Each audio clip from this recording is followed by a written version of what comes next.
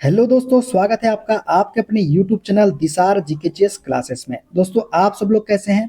उम्मीद करते हैं आप सब लोग अच्छे होंगे, स्वस्थ होंगे, मस्त होंगे और अपनी तैयारी बेहतरीन तरीके से आप सभी कर रहे होंगे। दोस्तों, जैसा कि आपको पता है, हम आपको यूथ साइंस बुक का सॉल्यूशन करवा रहे हैं, जिसमें दोस्तों आज हम आपको करवाने वाले हैं बायोलॉजी का टॉपिक कोशिका सिद्धांत, संरचना और कार्य, जिसमें सबसे पहले हम पढ़ेंगे दोस्तों जंतु कोशिका, एनिमल सेल के सारे क्वेश्चन। दोस्तों, जितने भी क्वेश्चन एनिमल सेल के इस बुक में दिए गए हैं, उन सारे क्वेश्चन का सॉल्यूशन हम इस वीडियो में करने वाले हैं। वीडियो अच्छा लगे दोस्तों, वीडियो को लाइक कर दीजिएगा, शेयर कर दीजिएगा, कमेंट कर दीजिएगा। चैनल पे नया है, चैनल को सब्सक्राइब करके बेल आइकन को प्रेस कर लीजिएगा। और दोस्तों, हमसे जुड़ने के लिए, क्लास की अपडेट के लिए आप हमारा टेलीग्राम चैनल ज्वाइन कर सकते हैं। टेलीग्राम चैनल का लिंक मैंने डिस्क्रिप्शन बॉक्स में आपको दे दिया है। चलिए दोस्तों, देर ना करते हुए स्टार्ट करते हैं आज का अपना सेशन। और दोस्तों, सभी की प्लेलिस्ट हमने आपके लिए बना दी है, प्लेलिस्ट में जाके आप सारी वीडियो देख सकते हैं। चलिए स्टार्ट करते हैं आज का अपना सेशन। दोस्तों, आज हम पढ़ेंगे कोशिका सिद्धांत, संरचना एवं कार्य के सारे क्वेश्चन, जिसमें सबसे पहले हम पढ़ेंगे दोस्तों जंतु कोशिका, एनिमल सेल के सारे क्वेश्चन। देखते हैं पहला क्वेश्चन। निम्न में से कौन सा कथन सूत्री विभाजन के परिणाम का यथार्थ रूप से वर्णन करता है? दोस्तों, सूत्री विभाजन का यथार्थ रूप से जो वर्णन करता है वो है, जनक कोशिका के समरूप दो द्विगुणित संतति कोशिकाएं उत्पन्न करता है। किसमें? सूत्री विभाजन में। तो सी इसका करेक्ट आंसर हमारा हो जाएगा। दोस्तों, सूत्री विभाजन के परिणाम स्वरूप दो संतति कोशिकाएं बनती है जो एक दूसरे के समान होती है और इनमें गुणसूत्रों की संख्या जनक कोशिकाओं के समान ही बनी रहती है, अर्थात द्विगुणित होती है। देखते हैं अगला क्वेश्चन। कोशिका कला को कोशिका का सक्रिय एक्टिव भाग क्यों कहा जाता है? दोस्तों, कोशिका कला को कोशिका का सक्रिय भाग इसलिए कहा जाता है क्योंकि यह कोशिका के समुचित कार्य के लिए आवश्यक पदार्थों के प्रवेश और निकास को नियंत्रित करती है। इस वजह से कोशिका कला को कोशिका का सक्रिय भाग कहा जाता है। दोस्तों, कोशिका कला को कोशिका का सक्रिय भाग कहा जाता है क्योंकि यह एक चयनात्मक पारगम्य झिल्ली के रूप में कार्य करती है। यह कोशिका के समुचित कार्य के लिए आवश्यक पदार्थों के प्रवेश और निकास को नियंत्रित करती है। कोशिका कला द्वारा ही यह निर्धारित होता है कि कौन से अणु, पोषक तत्व या पानी कोशिका के अंदर प्रवेश करेंगे तथा कौन से अपशिष्ट पदार्थ बाहर जाएंगे। यह सक्रिय और निष्क्रिय परिवहन दोनों के माध्यम से कोशिका और उसके वातावरण के बीच पदार्थों के प्रभाव को नियंत्रित एवं नियमित करती है। ठीक है, देखते हैं अगला क्वेश्चन। सुकेंद्रक की कोशिका में आनुवांशिक जानकारी संवहन करने वाली सूत्रवत संरचनाएं मुख्यतः डैश में पाई जाती है। दोस्तों, सुकेंद्रक की कोशिका में आनुवांशिक जानकारी संवहन करने वाली सूत्रवत संरचनाएं मुख्यतः जो है ये केंद्रक में पाई जाती है। कहाँ पे पाई जाती है? केंद्रक में। दोस्तों, सुकेंद्रक की कोशिका में आनुवांशिक जानकारी संवहन करने वाली सूत्रवत संरचनाएं मुख्यतः केंद्रक में पाई जाती है। केंद्रक के अंदर डीएनए गुणसूत्र के रूप में पाया जाता है, जो कोशिका की आनुवांशिक सामग्री और जानकारी का वाहक होता है। ठीक है, देखते हैं अगला क्वेश्चन। केंद्रक के संबंध में निम्न में से कौन सा कथन सही है? दोस्तों, केंद्रक में एक परत होती है, ये एक गलत कथन है। केंद्रक में माइटोकॉन्ड्रिया होते हैं, ये गलत है। केंद्रक में हरित लवक होता है, ये गलत है। केंद्रक की झिल्ली में रंध्र होते हैं, ये जो है सत्य कथन हो जाएगा दोस्तों, ऑप्शन नंबर डी वाला। दोस्तों, केंद्रकीय झिल्ली या केंद्रक आवरण एक दोहरी झिल्ली होती है जो नाभिक को चारों ओर घेरे रहती है और इसमें कई केंद्रकीय रंध्र होते हैं। ये रंध्र नाभिक और कोशिका द्रव्य के बीच अणुओं के आवागमन को नियंत्रित करते हैं। केंद्रक में केंद्रक कला, केंद्रक द्रव्य, केंद्रिका व क्रोमेटिक धागे होते हैं, जबकि माइटोकॉन्ड्रिया व हरित लवक कोशिका द्रव्य में होते हैं। किसमें? कोशिका द्रव्य में। देखते हैं अगला क्वेश्चन। प्लाज्मा झिल्ली डैश से बनी होती है? दोस्तों, जो प्लाज्मा झिल्ली है ये प्रोटीन और लिपिड दोनों से बनी होती है। किससे? प्रोटीन और लिपिड दोनों से। प्लाज्मा झिल्ली प्रोटीन और लिपिड से बनी होती है। इसे कोशिका झिल्ली भी हम कहते हैं। यह अर्ध पारगम्य झिल्ली होती है। इसका प्रमुख कार्य कोशिका के अंदर जाने वाले तथा अंदर से बाहर जाने वाले पदार्थों का निर्धारण करना होता है। किसका? कोशिका झिल्ली का, प्लाज्मा झिल्ली का कार्य। देखते हैं अगला क्वेश्चन। परंपरागत रूप से जिस जनन कोशिका में भोजन का भंडार संचित होता है उसे क्या कहा जाता है? दोस्तों, परंपरागत रूप से जिस जनन कोशिका में भोजन का भंडार संचित होता है उसे हम मादा युग्मक कहते हैं। क्या बोलते हैं? उसे हम मादा युग्मक। जिस जनन कोशिका में भोजन का भंडार संचित होता है उसे मादा युग्मक कहा जाता है। मादा युग्मक का निर्माण अंडाशय में होता है। मादा युग्मक तथा नर युग्मक के संयोजन से बनने वाले युग्मनज में 46 गुणसूत्र 23 जोड़े होते हैं। ठीक है, देखते हैं अगला क्वेश्चन। निम्न में से किस वैज्ञानिक ने निम्न कथन दिया? सभी कोशिकाओं का निर्माण पूर्ववर्ती कोशिकाओं से होता है। ये किसने बताया था? तो ये बताया था पुरकिंजे ने। किसने? सॉरी दोस्तों, रुडोल्फ विर्चो ने। रुडोल्फ विर्चो ने बताया था कि सभी कोशिकाओं का निर्माण जो है पूर्ववर्ती कोशिकाओं से होता है। दोस्तों, प्रथम बार रुडोल्फ विर्चो ने यह स्पष्ट किया कि कोशिकाओं का विभाजन होता है और नई कोशिकाओं का निर्माण पूर्व स्थित कोशिकाओं के विभाजन से होता है। कोशिका सजीवों की रचनात्मक एवं कार्यात्मक इकाई है। इसके अध्ययन को कोशिका विज्ञान साइटोलॉजी हम कहते हैं।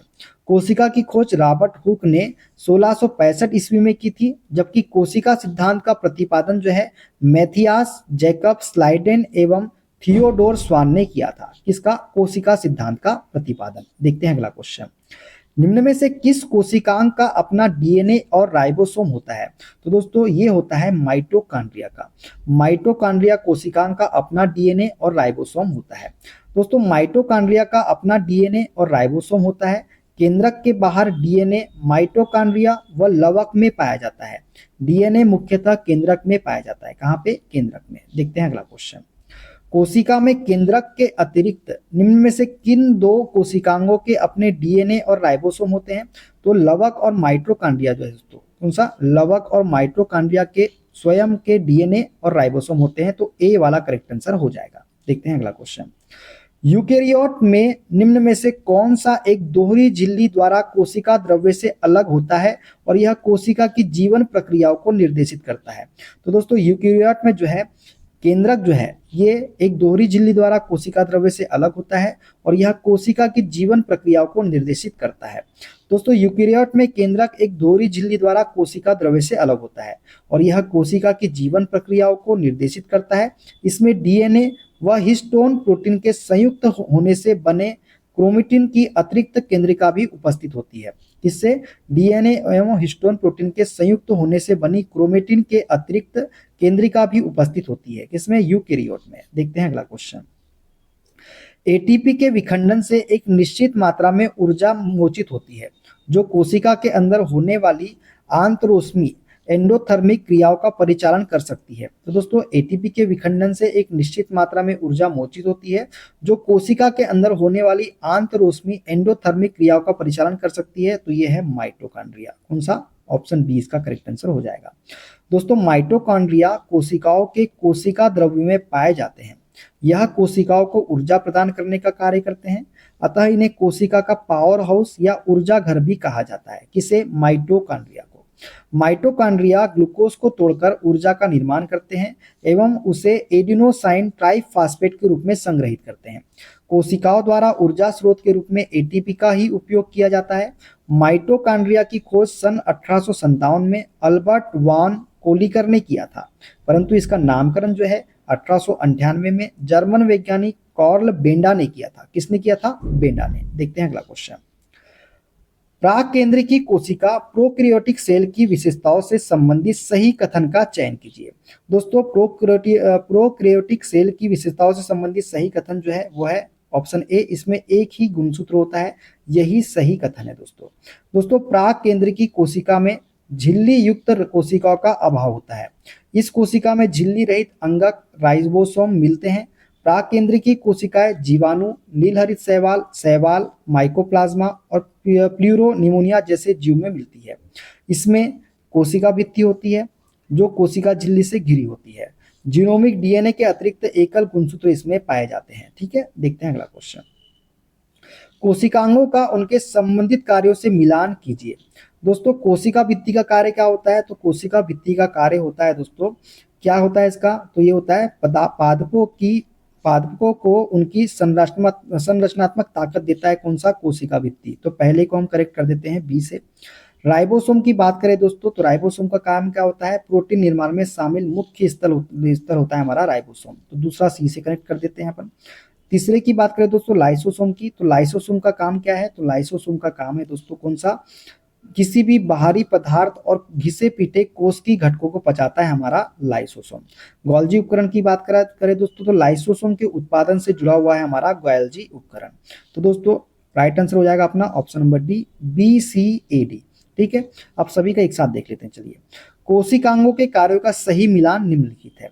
कोशिका भित्ति का कार्य क्या है? पादपों को उनकी संरचनात्मक ताकत देता है। राइबोसोम प्रोटीन निर्माण में शामिल मुख्य स्थल है। लाइसोसोम किसी भी बाहरी पदार्थ और घिसे पीटे कोश की घटकों को पचाता है। और गोल्जी उपकरण जो है लाइसोसोम के उत्पादन से जुड़ा हुआ है। देखते हैं अगला क्वेश्चन। खुरदुरी अंतर्द्रव्यी जालिका माइक्रोस्कोप के नीचे खुरदुरी दिखती है क्योंकि इसकी सतह पर डैश नामक कण जुड़े होते हैं। दोस्तों खुरदुरी अंतर्द्रव्यी जालिका माइक्रोस्कोप के नीचे खुरदुरी दिखती है क्योंकि इसकी सतह पर राइबोसोम कण जुड़े होते हैं। कौन से? राइबोसोम। दोस्तों खुरदुरी अंतर्द्रव्यी जालिका माइक्रोस्कोप के नीचे खुरदुरी दिखाई देती है क्योंकि इसकी सतह पर राइबोसोम नामक कण जुड़े होते हैं। राइबोसोम सजीव कोशिकाओं के कोशिका द्रव्य में स्थित बहुत ही सूक्ष्म कण होता है जिसकी प्रोटीन के संश्लेषण में महत्वपूर्ण भूमिका होती है। राइबोसोम दो प्रकार के होते हैं दोस्तों, एक होता है 70S और एक होता है 80S। ठीक है, देखते हैं अगला क्वेश्चन। निम्न में से क्या एक छड़ाकार संरचना है जो केंद्रक में तभी पाई जाती है जब कोशिका विभाजित होने वाली होती है? तो दोस्तों छड़ाकार संरचनाएं हैं हमारी गुणसूत्र। गुणसूत्र जो है यह एक छड़ाकार संरचना है जो केंद्रक में तभी पाई जाती है जब कोशिका विभाजित होने वाली होती है। दोस्तों गुणसूत्र जो है धागे जैसी संरचना होती है। इसमें DNA होता है। ये पौधों और जानवरों की कोशिकाओं के केंद्रक में पाए जाते हैं। गुणसूत्र कोशिका विभाजन के दौरान DNA की प्रतिकृति बनाने और उसे वितरित करने में सहायक होते हैं। गुणसूत्र DNA और हिस्टोन प्रोटीन से मिलकर बने होते हैं। मनुष्य में 23 जोड़ी गुणसूत्र पाया जाता है। कितने जोड़ी? 23 जोड़ी। लयनकाय की बात करें दोस्तों तो कोशिका का एक भाग होता है जो झिल्ली द्वारा घिरा होता है। इसे लाइसोसोम भी हम कहते हैं। क्या बोलते हैं? लाइसोसोम। क्रोमेटिन DNA और प्रोटीन का एक जटिल मिश्रण है जिसमें गुणसूत्र बनते हैं। ये दो प्रकार के होते हैं, यूक्रोमेटिन और हेट्रोक्रोमेटिन। कौन कौन से? यूक्रोमेटिन और हेट्रोक्रोमेटिन जो है। ठीक है, देखते हैं अगला क्वेश्चन। कोशिकाओं में कितने प्रकार की अंतःद्रव्यी जालिका होती है? दोस्तों कोशिकाओं में 2 प्रकार की अंतःद्रव्यी जालिका होती है। कितने प्रकार की? 2 प्रकार की।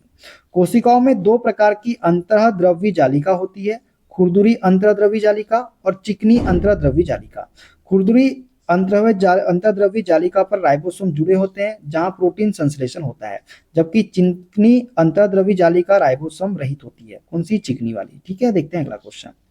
कोशिका की आंतरिक सभी गतिविधियों और कोशिका की पर्यावरण के साथ अंतःक्रिया प्रायः प्रत्येक कोशिका में देखी जाने वाली 3 महत्वपूर्ण विशेषताओं के कारण संभव होती है। वह 3 विशेषताएं कौन कौन सी है? तो दोस्तों वह 3 अवस्थाएं हैं प्लाज्मा झिल्ली, केंद्रक और कोशिका द्रव्य। कौन कौन सी? प्लाज्मा झिल्ली, केंद्रक और कोशिका द्रव्य।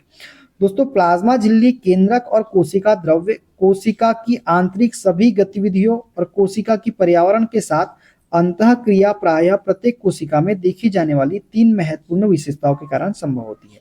कोशिका झिल्ली कोशिका को बाहरी वातावरण से अलग करती है।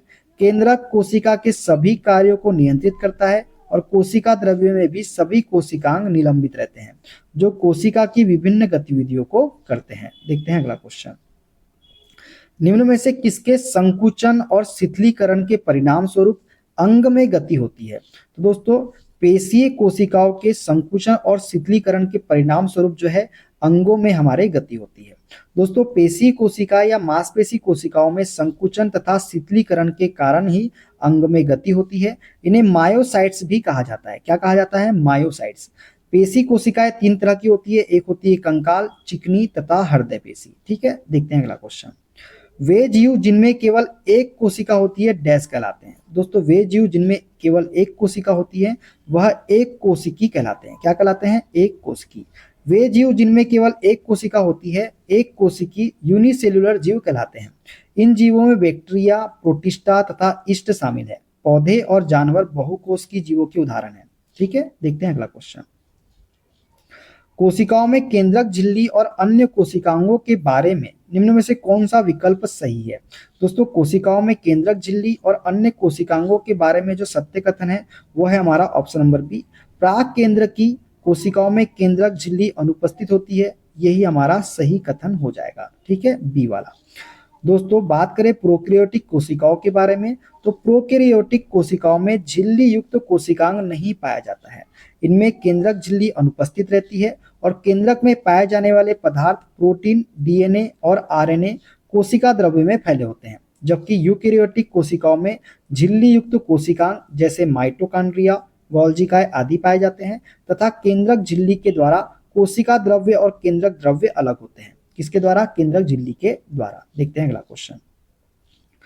अर्धसूत्री विभाजन के दौरान एक कोशिका विभाजित होकर डैश नई कोशिकाएं बनाती है। दोस्तों अर्धसूत्री विभाजन के दौरान एक कोशिका विभाजित होकर जो है 4 नई कोशिकाएं बनाती है। कितनी? 4।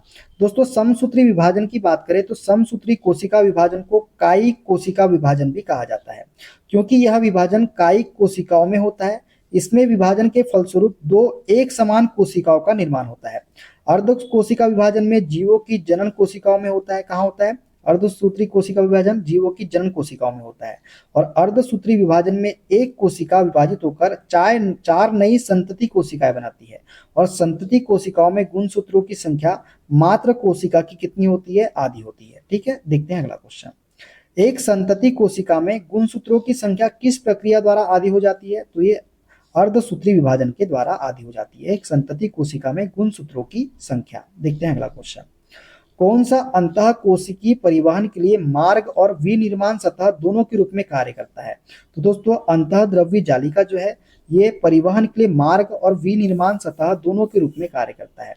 दोस्तों अंतः द्रव्य जालिका सुकेंद्रित कोशिकांग में पाया जाने वाला एक झिल्लीदार भाग है।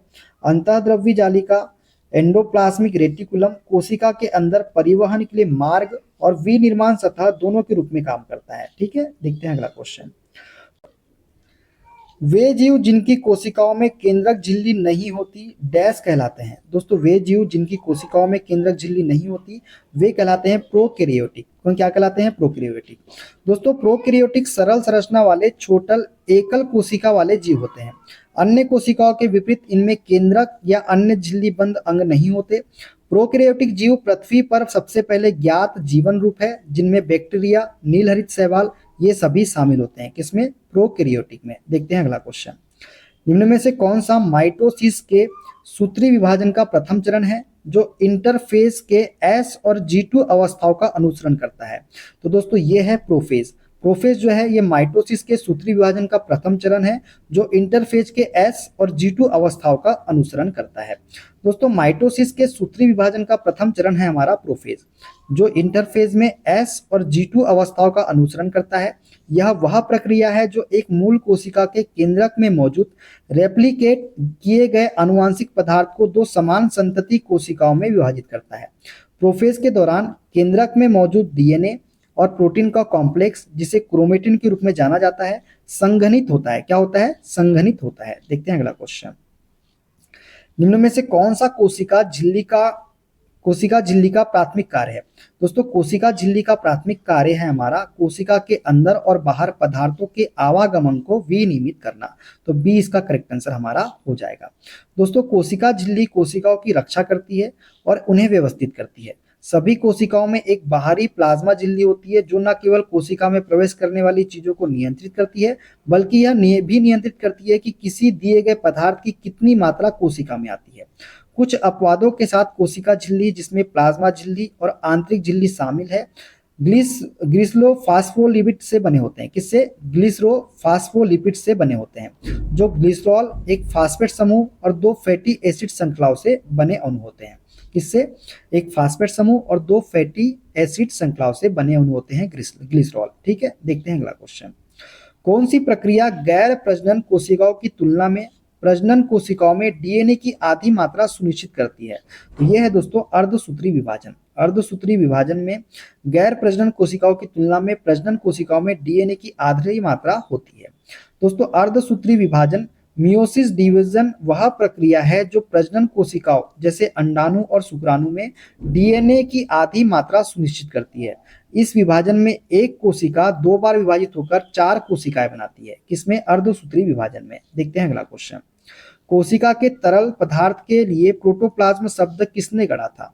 दोस्तों प्रोटोप्लाज्म शब्द जो है ये पुरकिंजे ने गढ़ा था। किसने? पुरकिंजे ने। कोशिका के तरल पदार्थ के लिए प्रोटोप्लाज्म शब्द जो है जॉन इवेंजेलिस्टा पुरकिंजे ने साल 1839 में गढ़ा था। कोशिका का वह जीवित भाग जो प्लाज्मा झिल्ली से घिरा होता है प्रोटोप्लाज्म कहलाता है। इसकी खोज डुजार्डिन ने 1835 ईस्वी में की थी, परंतु इसके लिए सारकोट शब्द का प्रयोग किया था। क्या प्रयोग किया था शब्द का? सारकोट शब्द का। हक्सले ने इसे जीवन का भौतिक आधार कहा है। किसने? हक्सले ने। देखते हैं अगला क्वेश्चन। कौन सा कोशिकांग कोशिका द्रव्य के विभिन्न क्षेत्रों में पदार्थों के परिवहन के लिए एक चैनल के रूप में कार्य करता है? तो ये है दोस्तों हमारा अंतःप्रदव्य जालिका। अंतःप्रदव्य जालिका जो है ये कोशिका द्रव्य के विभिन्न क्षेत्रों में पदार्थों के परिवहन के लिए एक चैनल के रूप में कार्य करता है। दोस्तों अंतःप्रदव्य जालिका एंडोप्लाज्मिक रेटिकुलम की यदि बात की जाए तो कोशिका द्रव्य में विभिन्न क्षेत्रों में पदार्थों के परिवहन के लिए एक चैनल के रूप में कार्य करता है। अंतःप्रदव्य जालिका जंतु एवं पादप कोशिकाओं के कोशिका द्रव्य में अत्यंत सूक्ष्म शाखित झिल्लीदार अनियमित नलिकाओं का घना जाल होता है। यह लाइपोप्रोटीन की बनी होती है और कोशिकाओं में समानांतर नलिकाओं के रूप में फैली रहती है। देखते हैं अगला क्वेश्चन। जीवों की मूल निर्माण इकाई कौन सी है? दोस्तों जीवों की मूल निर्माण इकाई है हमारी कोशिका। जीवों की मूल निर्माण इकाई कोशिका है। इसे शरीर की कार्यात्मक और संरचनात्मक इकाई भी हम कहते हैं। कोशिका दो प्रकार की होती है, एक होती है प्रोकैरियोटिक कोशिका और एक होती है यूकैरियोटिक कोशिका। सभी जीव एक या एक से अधिक कोशिकाओं से बने होते हैं। कोशिका विभाजन के माध्यम से कोशिकाएं अन्य कोशिकाओं से उत्पन्न होती है। ठीक है, देखते हैं अगला क्वेश्चन। निम्न में से कौन सा पदार्थ विसरण द्वारा कोशिका झिल्ली के पार संचरण कर सकता है? तो विसरण के द्वारा कोशिका झिल्ली के पार जो संचरण कर सकता है वो है हमारा ऑक्सीजन। ऑक्सीजन विसरण द्वारा कोशिका झिल्ली के पार संचरण कर सकता है। किसी पदार्थ ठोस द्रव या गैस के उच्च सांद्रता वाले क्षेत्र से निम्न सांद्रता वाले क्षेत्र की ओर समान रूप से फैलने की प्रक्रिया को हम क्या बोलते हैं? विसरण कहते हैं। विसरण की प्रक्रिया में एक पदार्थ के अणु दूसरे पदार्थ के अणु के साथ मिल जाते हैं। किसमें? विसरण की प्रक्रिया में। देखते हैं अगला क्वेश्चन। एक संतति कोशिका में गुणसूत्रों की संख्या किस प्रक्रिया द्वारा आधी हो जाती है? तो अर्धसूत्री विभाजन के द्वारा जो है गुणसूत्रों की संख्या आधी हो जाती है। कौन सी? अर्धसूत्री विभाजन में। एक संतति कोशिका में गुणसूत्रों की संख्या अर्धसूत्री विभाजन द्वारा आधी हो जाती है। अर्धसूत्री विभाजन के दौरान एक कोशिका दो बार विभाजित होकर 4 संतति कोशिकाएं बनाती है।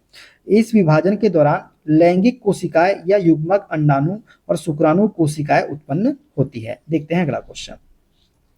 विभिन्न कोशिकांग जैसे सूत्रकनिका, राइबोसोम आदि मिलकर जीवन की मूलभूत इकाई का विनिर्माण करते हैं। उसे क्या कहा जाता है? तो दोस्तों विभिन्न कोशिकांग जैसे सूत्रकनिका, राइबोसोम आदि मिलकर जीवन की मूलभूत इकाई का निर्माण करते हैं। उसे हम बोलते हैं कोशिका। क्या बोलते हैं? उसे हम कोशिका बोलते हैं। विभिन्न कोशिकांग जैसे सूत्रकनिका, राइबोसोम आदि मिलकर जीवन की मूलभूत इकाई का निर्माण करते हैं। उसे कोशिका कहा जाता है। कोशिकाओं के समूह को ऊतक और ऊतकों के समूह को अंग और अंग के समूह को अंग तंत्र यानी शरीर कहा जाता है। देखते हैं अगला क्वेश्चन। SER का पूर्ण रूप क्या है? जो कि एक कोशिकांग है तथा जो कोशिका कार्य के लिए महत्वपूर्ण वसा अणुओं तथा लिपिड के निर्माण में सहायता करते हैं। दोस्तों SER का पूर्ण रूप होता है क्या? Smooth endoplasmic reticulum. क्या होता है? स्मूथ एंडोप्लाज्मिक रेटिकुलम SER का पूर्ण रूप है। दोस्तों SER का पूर्ण रूप स्मूथ एंडोप्लाज्मिक रेटिकुलम है।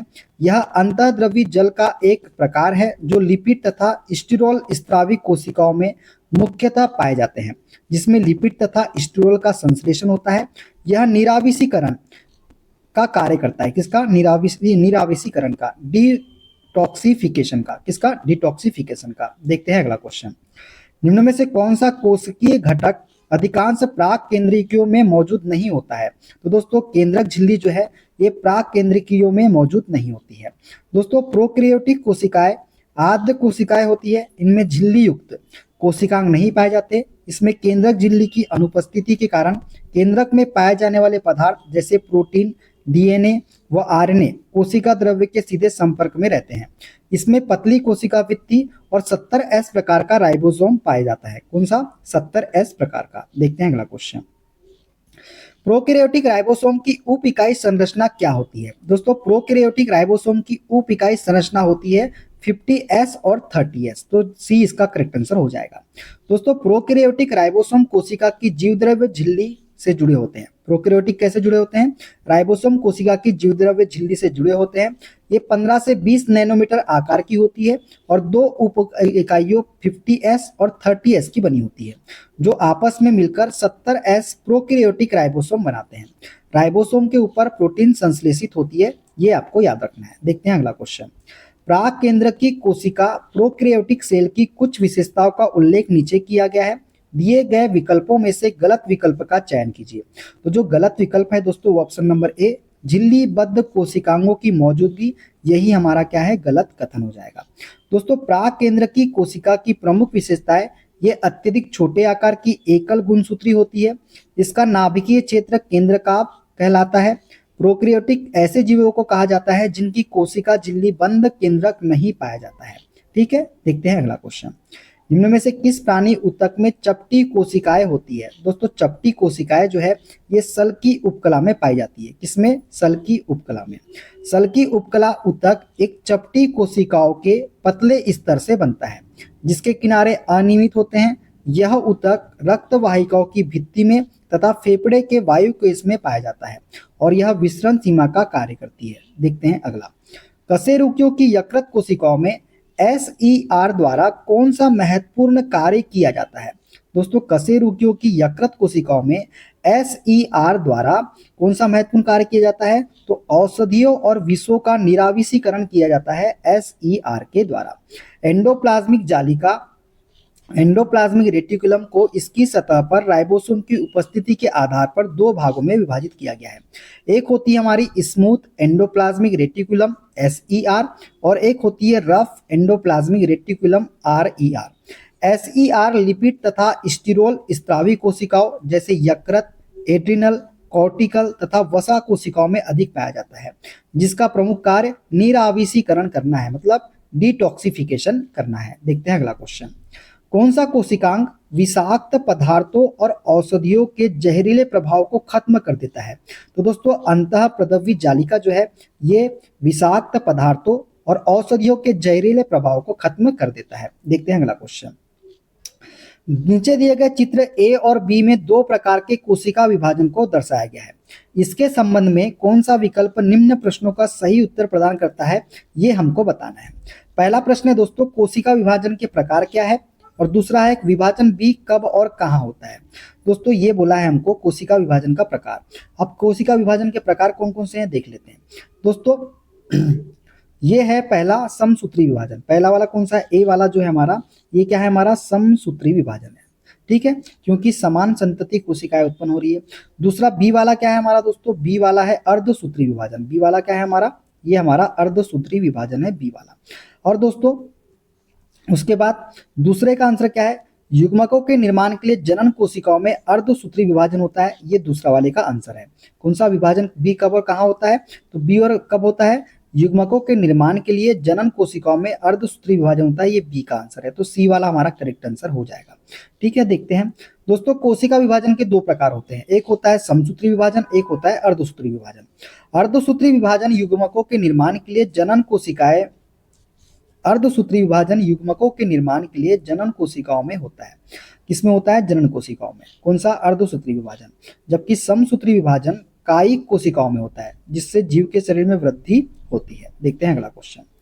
यूकेरियोटिक कोशिकाओं के निम्न में से किस कोशिकांग को आत्मघाती थैली भी कहा जाता है? तो ये कहा जाता है दोस्तों लाइसोसोम को। किसको? लाइसोसोम को।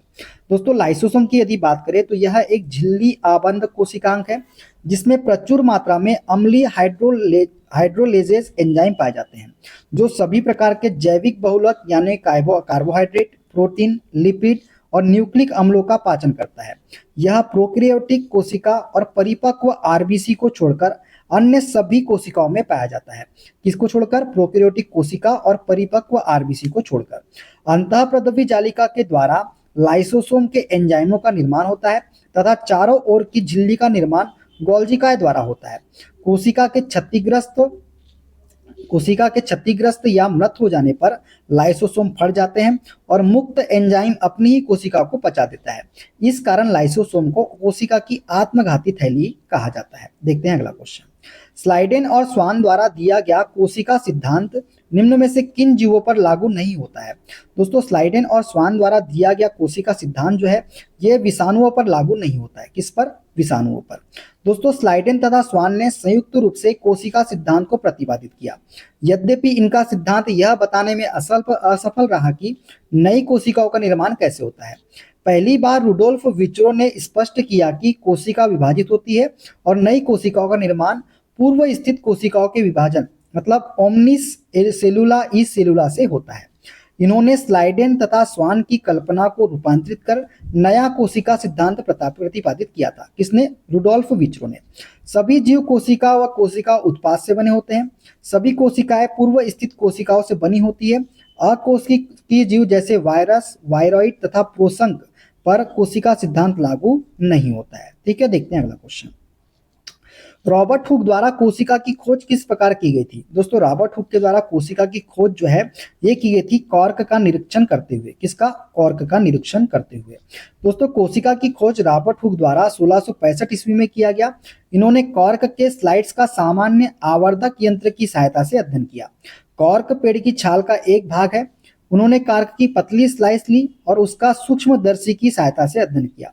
उन्होंने कार्क की स्लाइड में अनेक कोष्ठ युक्त अथवा विभाजित बक्से देखे। बक्से मधुमक्खी के छत्ते के समान दिखाई दिए। किसके समान? मधुमक्खी के छत्ते के समान। कोशिका की खोज किसने की थी? दोस्तों कोशिका की खोज जो है ये की थी रॉबर्ट हुक ने। देखते हैं अगला। केंद्रक और कोशिका झिल्ली के बीच मौजूद जेली जैसी पदार्थ को क्या कहा जाता है? दोस्तों केंद्रक और कोशिका झिल्ली के बीच मौजूद जेली जैसे पदार्थ को कोशिका द्रव्य कहा जाता है। क्या कहा जाता है? कोशिका द्रव्य। कोशिका जीवों की आधारभूत संरचनात्मक एवं कार्यात्मक इकाई होती है। यह एक विशिष्ट पारगम्य कला से घिरी रहती है तथा प्रायः इसमें स्वजनन की क्षमता होती है। कोशिका की संरचना कोशिका झिल्ली, कोशिका द्रव्य तथा केंद्रक से मिलकर होती है, जिन्हें हम कोशिकांग कहते हैं। कोशिका द्रव्य साइटोप्लाज्म एक जेली जैसा पदार्थ होता है जो कोशिका झिल्ली एवं केंद्रक के बीच पाया जाता है। कोशिका द्रव्य में अनेक कार्बनिक तथा अकार्बनिक पदार्थ होते हैं। कोशिका के अन्य संघटक अथवा कोशिकांग कोशिका द्रव्य में ही पाए जाते हैं। किसमें? कोशिका द्रव्य में। देखते हैं अगला क्वेश्चन। पानी की कमी के कारण कोशिका के संकुचित होकर कोशिका भित्ति से अलग होने की प्रक्रिया को क्या कहा जाता है?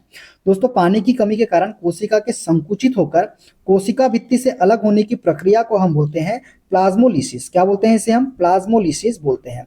पानी की कमी के कारण कोशिका के संकुचित होकर कोशिका भित्ति से अलग होने की प्रक्रिया को प्लाज्मोलिसिस जीवद्रव्य संकुचन हम कहते हैं। देखते हैं अगला क्वेश्चन। डैश को कोशिका के पावर हाउस के रूप में जाना जाता है, तो माइटोकॉन्ड्रिया को जो है दोस्तों कोशिका के पावर हाउस के रूप में जाना जाता है। ऊर्जा युक्त कार्बनिक पदार्थों का ऑक्सीकरण माइटोकॉन्ड्रिया में होता है, जिससे काफी मात्रा में ऊर्जा प्राप्त होती है। इसलिए माइटोकॉन्ड्रिया को कोशिका का पावर हाउस कहते हैं।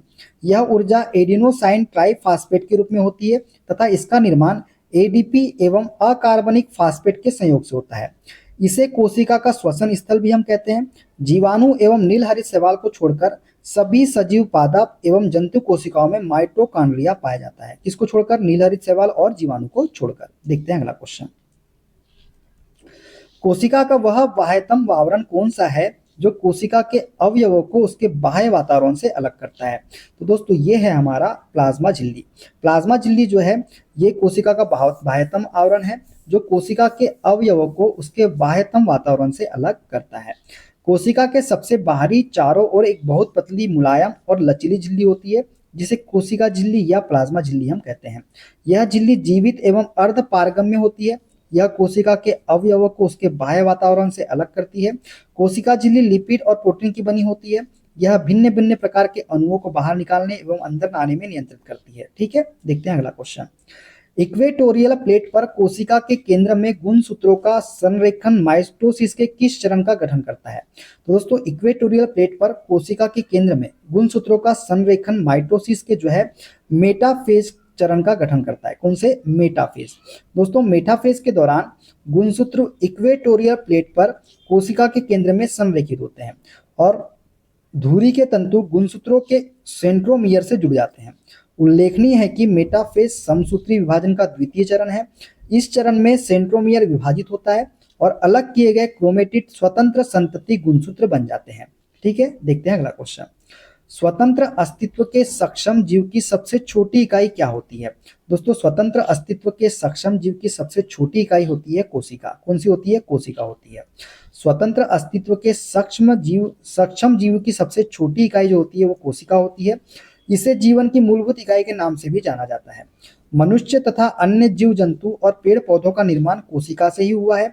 बिना कोशिका से किसी भी जीव का जीवन असंभव है। अमीबा से लेकर सभी विशालकाय प्राणियों में कोशिका पाई जाती है। ठीक है, देखते हैं अगला क्वेश्चन। जीवन की मूलभूत इकाई क्या है? दोस्तों जीवन की मूलभूत इकाई है कोशिका। क्या है? कोशिका है। पुट्टिकाओं में प्रोटीन और लिपिड के परिवहन, संशोधन और पैकेजिंग के लिए निम्न में से कौन सा कोशिकांग उत्तरदायी है?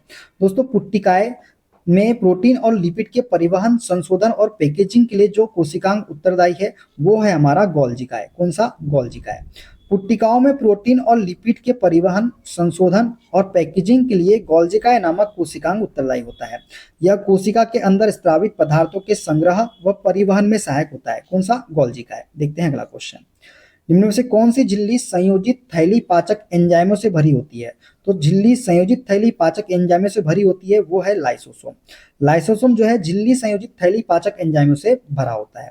दोस्तों लाइसोसोम की खोज जो है ये डी डबे ने नामक वैज्ञानिक ने 1955 में की थी। ये अधिकतर जंतु कोशिकाओं में मुख्य रूप से एंजाइम अभिक्रियाएं करने वाली कोशिकाओं जैसे अग्न्याशय, यकृत, मस्तिष्क तथा गुर्दे आदि में पाए जाते हैं। लाइसोसोम सूक्ष्म गोल इकहरी झिल्ली से घिरी तथा पाचक एंजाइमों से भरी थैली जैसी संरचना होती है। इसका सबसे प्रमुख कार्य बाहरी पदार्थों का भक्षण व पाचन करना है। इसे आत्मघाती थैली भी कहा जाता है। किसे? लाइसोसोम को। देखते हैं अगला क्वेश्चन। राइबोसोम डैश बनाते हैं? दोस्तों राइबोसोम जो है ये प्रोटीन बनाते हैं। क्या बनाते हैं? प्रोटीन। राइबोसोम एक जटिल संरचना है जो सभी जीवित कोशिकाओं में पाए जाते हैं। ये अंतःप्रदव्य जालिका से जुड़े रहते हैं। ये हरित लवक, केंद्रक एवं माइटोकॉन्ड्रिया में भी पाए जाते हैं। राइबोसोम प्रोटीन संश्लेषण नामक प्रक्रिया में एमिनो एसिड से प्रोटीन बनाते हैं। किससे? एमिनो एसिड से। देखते हैं अगला क्वेश्चन। प्रोटोप्लाज्म शब्द किसने दिया था? तो ये गढ़ा था दोस्तों किसने? जेहॉन इवांजेलिस्टिक पुरकिंजे ने। पुरकिंजे ने जो है प्रोटोप्लाज्म शब्दों को गढ़ा था। जीवद्रव्य प्रोटोप्लाज्म का नामकरण पुरकिंजे ने 1839 में किया था।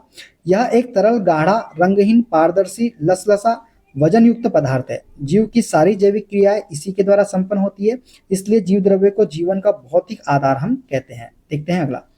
डैश कोशिका की एक प्रकार की अपशिष्ट निस्तारण प्रणाली है। वे किसी भी बाह्य सामग्री के साथ साथ खराब हो चुके कोशिकांगों को पचाकर कोशिका को साफ रखने में मदद करते हैं।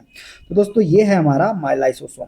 लाइसोसोम जो है कोशिका की एक प्रकार की अपशिष्ट निस्तारण प्रणाली है। ठीक है दोस्तों, लाइसोसोम जो है कोशिका की एक प्रकार की अपशिष्ट निस्तारण प्रणाली है। लाइसोसोम का मुख्य कार्य पाचन करना होता है। यह मृत कोशिकाओं का निष्कासन करता है, अर्थात अपशिष्ट पदार्थों का निष्कासन करता है। लाइसोसोम यूकेरियोटिक कोशिका में पाए जाते हैं। ये कोशिकांगों को पचाकर कोशिका को साफ रखने में मदद करते हैं और साथ ही साथ कोशिकाओं को क्लांत भी करते हैं। क्या करते हैं? क्लांत। देखते हैं अगला क्वेश्चन। निम्न में से कौन सा ऑर्गेनल किसी भी बाह्य सामग्री को पचाकर कोशिका को साफ रखने में सहायक होता है, साथ ही कोशिकाओं को क्लांत भी करता है? तो ये है हमारा लाइसोसोम। ऑप्शन बी इसका करेक्ट आंसर हो जाएगा। ठीक है, देखते हैं अगला क्वेश्चन। निम्न में से कौन सा कथन असत्य है? असत्य कथन हमको बताना है दोस्तों। तो पादप कोशिकाओं में जंतु कोशिकाओं की तुलना में छोटी रिक्तिकाएं पाई जाती है, यही हमारा कथन जो है गलत कथन है। पादप कोशिकाएं सामान्यतः जंतु कोशिकाओं से बड़ी होती है, सत्य कथन है। जंतु कोशिकाओं में लवक नहीं पाए जाते, सत्य कथन है। पादप कोशिकाओं में कोशिका भित्ति पाई जाती है जबकि जंतु कोशिका में नहीं पाई जाती, ये भी हमारा सत्य कथन है। अब दोस्तों पादप कोशिका और जंतु कोशिका के बारे में हम सारा चीज देख लेते हैं। दोस्तों आकार में पादप कोशिका जंतु कोशिका से कैसी होती है? बड़ी होती है। और जंतु कोशिका प्राय आकार में कैसी होती है? तो छोटी होती है। दोस्तों सेलुलोज जैसे प्लाज्मा झिल्ली से बनी कोशिका भित्ति उपस्थित रहती है। सेलुलोज से बनी कोशिका भित्ति उपस्थित रहती है। जंतु कोशिका में कोशिका भित्ति क्या होती है? अनुपस्थित होती है। पादप में रसधानी रिक्तिका बड़ी होती है और जंतु कोशिका में रसधानी रिक्तिका बहुत छोटी या अस्थायी होती है। लवक इसमें पाए जाते हैं पादप कोशिका में, और जंतु कोशिका में लवक नहीं पाए जाते हैं, प्लास्टिड। ठीक है, देखते हैं अगला क्वेश्चन। निम्न में से अर्धसूत्रण के लिए कौन सा कथन सत्य नहीं है? दोस्तों अर्धसूत्रण के लिए जो सत्य कथन नहीं है वो है अर्धसूत्रण के परिणाम स्वरूप परिणामी कोषों में गुणसूत्रों की संख्या 2 गुनी हो जाती है, यही कथन हमारा गलत कथन है। अर्धसूत्रण 2 चरणों में होता है, सत्य कथन है। अर्धसूत्रण के दौरान जनक कोषों के जीन परिणामी कोषों में मिश्रित हो जाते हैं, ये भी सत्य कथन है। और जनन ग्रंथि में अर्धसूत्रण युग्मक के उत्पादन के लिए होता है। तो जनन ग्रंथि में अर्धसूत्रण युग्मक के उत्पादन के लिए होता है, तो जनन ग्रंथि ये भी सही हो जाएगा हमारा ऑप्शन। ठीक है दोस्तों, अर्धसूत्री विभाजन जनन कोशिकाओं में होता है। किसमें होता है? जनन कोशिकाओं में। यह निम्न दो चरणों में संपन्न होता है, एक अर्धसूत्री फर्स्ट और एक होता है अर्धसूत्री सेकेंड। अर्धसूत्रण के परिणाम स्वरूप परिणामी कोशिकाओं में गुणसूत्रों की संख्या आधी रह जाती है। अर्धसूत्रण में जनकों से भिन्न गुणसूत्र होने के कारण आनुवांशिक विविधता होती है। इस विभाजन के दौरान गुणसूत्रों के बीच आनुवांशिक पदार्थों का आदान प्रदान होता है। देखते हैं अगला क्वेश्चन। किस कोशिकांग को कोशिका का मास्टर कहा जाता है? तो नाभिक को जो है दोस्तों कोशिका का मास्टर कहा जाता है। नाभिक को कोशिका का मास्टर कहा जाता है। नाभिक कोशिका के डीएनए की ब्लूप्रिंट के अवयव अपने में समाहित रखता है। कौन? नाभिक। देखते हैं अगला क्वेश्चन। किस कोशिका में मौजूद सबसे बड़ा कोशिकांग कौन सा है? किसी कोशिका में मौजूद सबसे बड़ा कोशिकांग होता है दोस्तों हमारा नाभिक। कौन सा? नाभिक। ठीक है, देखते हैं अगला क्वेश्चन। निम्न में से किस कोशिकांग को कोशिका का प्रोटीन कारखाना कहा जाता है? तो दोस्तों ये कहा जाता है हमारा राइबोसोम को। राइबोसोम सजीव कोशिका के कोशिका द्रव्य में स्थित बहुत ही सूक्ष्म कण है जिनकी प्रोटीन के संश्लेषण में महत्वपूर्ण भूमिका है, इसलिए कोशिका की प्रोटीन फैक्ट्री कहा जाता है किसको? राइबोसोम को। देखते हैं अगला क्वेश्चन। निम्न में से क्या प्रोटीन संश्लेषण के लिए एक स्थल के रूप में कार्य करता है? तो राइबोसोम इसका करेक्ट आंसर हो जाएगा दोस्तों। देखते हैं अगला। शरीर में लगी चोट की मरम्मत के लिए किस प्रकार के सेल विभाजन का प्रयोग किया जाता है? तो शरीर में लगी चोट की मरम्मत के लिए दोस्तों केवल समसूत्रण विभाजन का प्रयोग किया जाता है। किसका? समसूत्रण विभाजन का।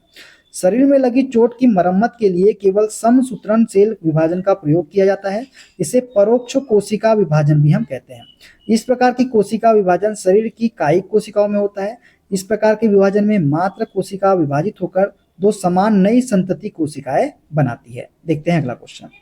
एक पशु के शरीर की सबसे बड़ी कोशिका इनमें से कौन है? तो दोस्तों एक पशु के शरीर की सबसे बड़ी कोशिका है न्यूरॉन। कौन सी? न्यूरॉन। दोस्तों जानवरों के शरीर की सबसे बड़ी कोशिका न्यूरॉन तंत्रिका है। यह तंत्रिका तंत्र में स्थित एक उत्तेजनी कोशिका है। इस कोशिका का कार्य मस्तिष्क से सूचना का आदान प्रदान करना और विश्लेषण करना है। तंत्रिका कोशिका में कोशिकीय विभाजन नहीं होता जिससे इसके नष्ट होने पर दोबारा प्राप्त नहीं किया जा सकता, किंतु इसे स्टेम कोशिका द्वारा ही प्राप्त किया जा सकता है। देखते हैं अगला क्वेश्चन। निम्न में से कौन सा एक कोशिका में अधिक मात्रा में होने वाला अणु है? तो एक कोशिका में अधिक मात्रा में होने वाला अणु है दोस्तों जल। जल जो है ये एक कोशिका में अधिक मात्रा में होने वाला अणु है। कोशिका दोस्तों सजीवों के शरीर की रचनात्मक और क्रियात्मक इकाई है। कुछ सजीव जैसे जीवाणुओं के शरीर एक ही कोशिका के बने होते हैं, उन्हें एक कोश की जीव कहते हैं, जबकि कुछ सजीव जैसे मनुष्य का शरीर अनेक कोशिकाओं से मिलकर बना होता है, उन्हें हम क्या बोलते हैं? बहुकोश की जीव कहते हैं। कोशिका के भीतर निम्नलिखित संरचनाएं पाई जाती है। कौन कौन सी पाई जाती है? केंद्रक पाया जाता है, केंद्रिका पाई जाती है, जीव द्रव्य है, गोल्जिकाय है, कनाभ सूत्र है, अंतःप्रद्रवी जालिका है, गुणसूत्र है, राइबोसोम तथा सेंट्रोसोम, लवक, ये सभी पाए जाते हैं। जीव द्रव्य में जल की मात्रा लगभग 80%, प्रोटीन 15%, वसा 3% और कार्बोहाइड्रेट 1% और अकार्बनिक लवण 1% होता है। ठीक है, देखते हैं अगला क्वेश्चन। निम्न को सुमेलित कीजिए। लाइसोसोम क्या है दोस्तों? लाइसोसोम को हम क्या बोलते हैं? आत्महत्या की थैली बोलते हैं। पहले को सी से। डीएनए क्या है दोस्तों? तो डीएनए हमारा क्या हो जाएगा? ये हो जाएगा गुणसूत्र। डीएनए क्या है हमारा? गुणसूत्र, तो दूसरे को बी से। माइटोकॉन्ड्रिया क्या है? ये पावर हाउस कहलाता है, तो ए से। सीबीए, सीबीए किसमें है? ऑप्शन नंबर बी में है, तो बी वाला करेक्ट आंसर हो जाएगा। दोस्तों लाइसोसोम को आत्महत्या की थैली बोलते हैं, डीएनए गुणसूत्र है, माइटोकॉन्ड्रिया पावर हाउस इसे हम कहते हैं। देखते हैं अगला क्वेश्चन। कोशिका प्रकार्यात्मक क्रियाओं का नियंत्रण कौन करता है? दोस्तों कोशिका प्रकार्यात्मक क्रियाओं का नियंत्रण जो है ये करता है हमारा केंद्रक। कौन करता है? केंद्रक करता है। कोशिका प्रकार्यात्मक क्रियाओं का नियंत्रण केंद्रक करता है। कोशिका केंद्रक में कोशिका के अधिकांश आनुवांशिक पदार्थ होते हैं जो क्रोमोसोम बनाने के लिए हिस्टोन्स जैसे प्रोटीनों की एक विशाल विविधता के साथ कई लंबे रैखिक डीएनए अणुओं के रूप में संगठित होते हैं। इन गुणसूत्रों के भीतर जीन कोशिका के परमाणु जीनोम है और कोशिका फंक्शन को बढ़ावा देने के लिए इस तरह से संरक्षित है। नाभिक जीन की अखंडता को बनाए रखता है और जीन की अभिव्यक्ति को नियंत्रित करके कोशिकाओं की गतिविधियों को नियंत्रित करता है, इसलिए नाभिक सेल का नियंत्रण केंद्र है। नाभिक क्या है? सेल का नियंत्रण केंद्र है। ठीक है, देखते हैं अगला क्वेश्चन। सूत्री विभाजन के चरण का नाम बताएं जिसके दौरान विभाजित सेल के गुणसूत्र मध्य रेखा पर स्थित होते हैं। तो इसे हम बोलते हैं मेटाफेज। क्या बोलते हैं इसे हम? मेटाफेज। सूत्री विभाजन मुख्यतः जनन कोशिकाओं के अतिरिक्त सभी जीवित कायिक कोशिकाओं में होता है। सूत्री विभाजन प्रक्रिया के अंतर्गत मुख्यतः एक कोश की जीवधारियों का जन्म होता है एवं बहुकोश की जीवधारियों में वृद्धि होती है। जीवधारियों में सूत्री विभाजन की प्रक्रिया निरंतर चलती रहती है। पौधों में सूत्री विभाजन मुख्यतः विभजोतक कोशिकाओं में होता है। ये कोशिकाएं जड़ या तने की शीर्ष पर स्थित रहती है। सूत्री विभाजन प्रक्रिया के मेटाफेज चरण के दौरान विभाजित कोशिका के गुणसूत्र मध्य रेखा पर स्थित होते हैं। कौन से चरण के दौरान? मेटाफेज चरण के दौरान। तो दोस्तों ये थे आज के सारे क्वेश्चन। वीडियो कैसा लगा कमेंट बॉक्स में जरूर बताइएगा। मिलते हैं अगले वीडियो में, अपना ख्याल रखिए। Okay bye bye, take care. अगला टॉपिक होगा हमारा पादप कोशिका, प्लांट सेल के सारे क्वेश्चन अगले वीडियो में हम कवर करेंगे।